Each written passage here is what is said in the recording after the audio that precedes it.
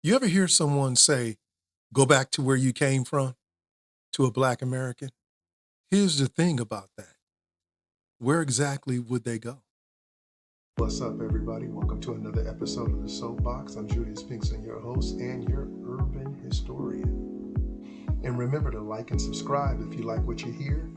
Get this message out to as many people as possible. That is what we hope for, and that is what we're doing. I'm stepping up on the soapbox. Let's get into it.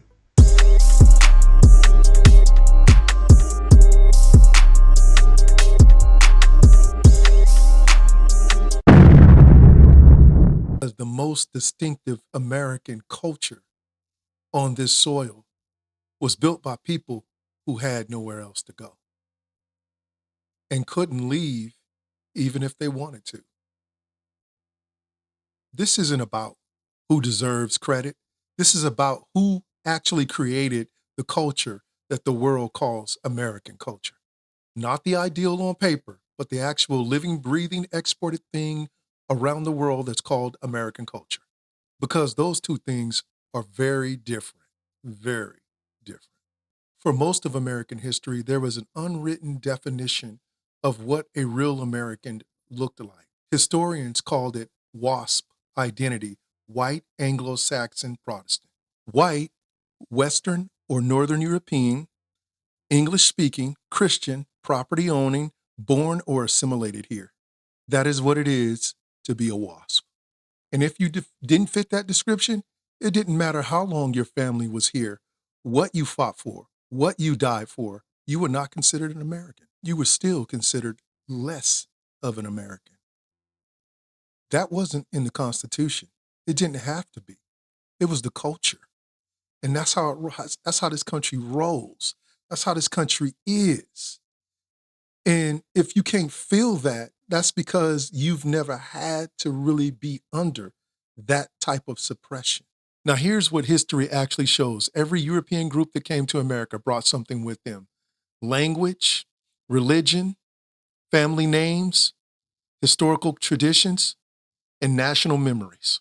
That's what they brought, 5 things. They transplanted existing cultures onto new soil. Every African slave had none of that. Zilch. None. Not because they did not have cultures, but because it was systematically destroyed. Language gone. Ethnic identity erased. Legal personhood denied. Religious institutions forbidden. And from those conditions, that destruction, they built something that had never existed before.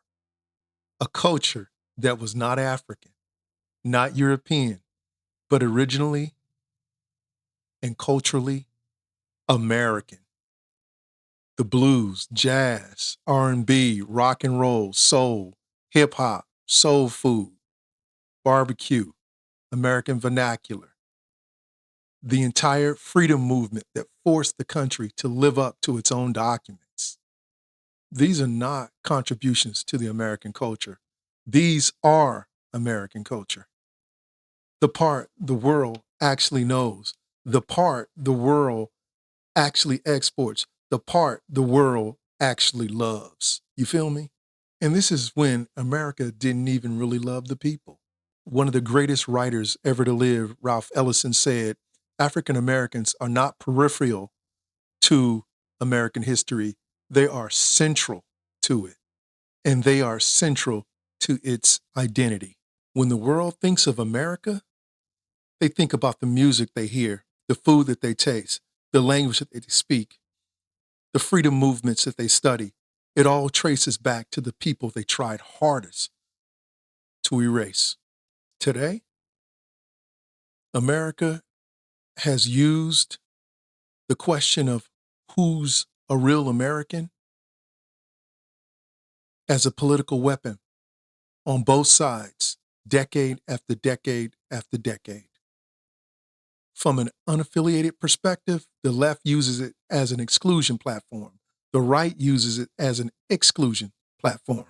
But neither side has been honest about what the country really is and who the country really is, or who actually built what's worth defending. It's not left, it's not right. It's just reading what the country actually is. With that, I'm going to step down off my soapbox. Peace. If you like what you hear and you want to be a guest on the show, to step up on your soapbox, please like and subscribe and reach out. And when it's your turn, step up. Stepping down off my soapbox. I'll catch you on the next one. Peace.